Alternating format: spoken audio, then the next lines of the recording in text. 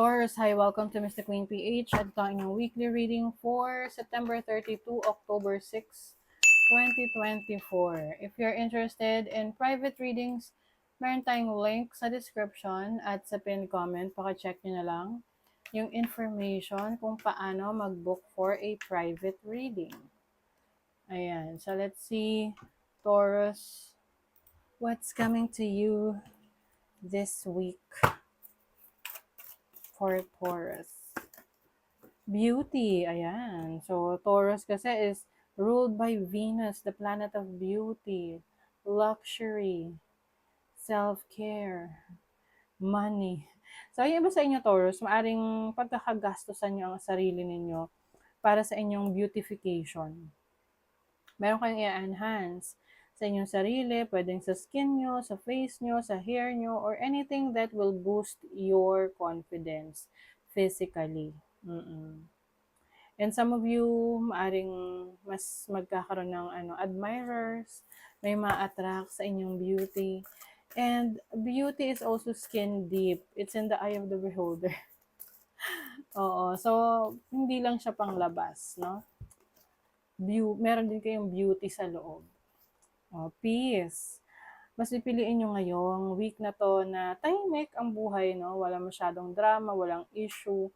Maaring iiwas kayo sa stress. Kapag alam mo na hindi naman worth it, hindi mo napapatulan yung issue, hindi mo napapahabain. You will focus on your peace of mind. Yung iba naman pwedeng merong hihingi ng tawad sa inyo o kaya kayo yung hihingi ng tawad para makaginhawa sa inyong mga iniisip tsaka sa pakiramdam nyo. Glamour. Oy, may beauty na may glamour pa. Yes. So talagang ini-improve nyo ang inyong sarili, Taurus. Yung inyong aesthetics, yung inyong styling, maaring you are really investing in your looks. Lalo na kung ikaw yung tipong madalas may nakakausap, nakakasalamuhan ng ibang tao, or maraming nakakakita sa'yo, you're a public servant, or you're a public figure, social media influencer, content creator, or ano pa man na madalas ka makita ng mga tao. So you are going to improve on your looks, your overall energy. The Two of Cups. Yung iba sa inyo, Taurus, if you're single, pwedeng papasok kayo sa isang romantic relationship. Meron ditong agreement ng dalawang parties. So pwede itong business agreement, business proposal. Iba naman, romantic relationship. What is your challenge? The Two of Swords. Okay. So, pwedeng merong offer, may situation na ikaw na lang yung hinihintay kung mag-a-agree ka. Kaya, pinag-iisipan mong maigi yung decision mo. Ayan.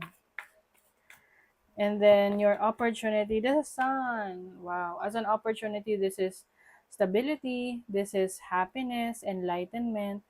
So, I think ngayong week na to, more on positive energies to, Taurus, na you really know what you want. Alam mo kung saan mo dadalhin yung iyong direction ngayong week na to, where you are headed. I feel like you have this youthful energy na hindi ka madaling mainis or ma-stress ngayong week na to kasi mas mangingibabaw yung pag-appreciate mo sa mga blessings na meron ka. Your blessing, Ace of Cups, bagong source of happiness. Yung iba sa inyo, ang blessing nyo, romantic partner. Pwedeng meron talagang love offer dito. Tapos, yung iba sa inyo, papasok na kayo dito sa relationship na to. Dahil you will, parang ipa-follow mo kung ano yung nararamdaman mo. Moon symbolizes your emotions, your instinct. And I think pina-follow mo kung ano yung sinasabi ng instinct mo na, okay, sige, subukan na. I-try mo na. Pumasok ka na dyan sa relationship na yan. Yung iba naman, this can be a business partnership. Okay? Kasi kanya-kanya yan. Iba-ibang, kasi pwede rin tong offer. It's like an offer for partnership, for business partnership. So, let's see your money, career, finances. Perspective. Ayan, nagbabago raw ang iyong perspective pagdating sa trabaho, sa business, sa career mo. Yung dati mong mga pinaniniwalaan, pwedeng nagbabago, tapos ngayon, mas malawak na yung pananaw mo. Speaking of mas malawak ang pananaw, may traveler. So, pwedeng yung iba sa inyo, meron kayong chance ngayong week na to na to travel for work. Oo, magta-travel ka dahil sa trabaho mo, dahil sa business mo, o yung iba sa inyo, kung dati ayaw nyo mag-abroad, so ngayong week na to, baka marirealize nyo na, teka, bakit hindi ko subukang mag-apply abroad? You have the Magician and the Nine of Wands. Alam nyo, Taurus, pagdating sa yung palakasan ng loob or yung tipong pagtitiis, kaya-kaya nyong magtiis as long as alam nyo na merong patutunguhan or worth it yung pagtitiis ninyo. Sa pagdating sa trabaho, career, or business, kumbaga maninindigan kayo sa sitwasyon nyo, sa trabaho nyo, sa business nyo, sa career nyo, kasi alam nyo na merong patutunguhan. Alam nyo na merong magandang mangyayari. And you are also stepping into your own power. Kumbaga, alam mo yung talents mo, yung skill set mo, yung abilities mo. At hindi ka basta-basta magpapadala sa panlalait ng iba or yung mga taong nagda-doubt sa kakayanan mo. Kasi you know yourself. Okay?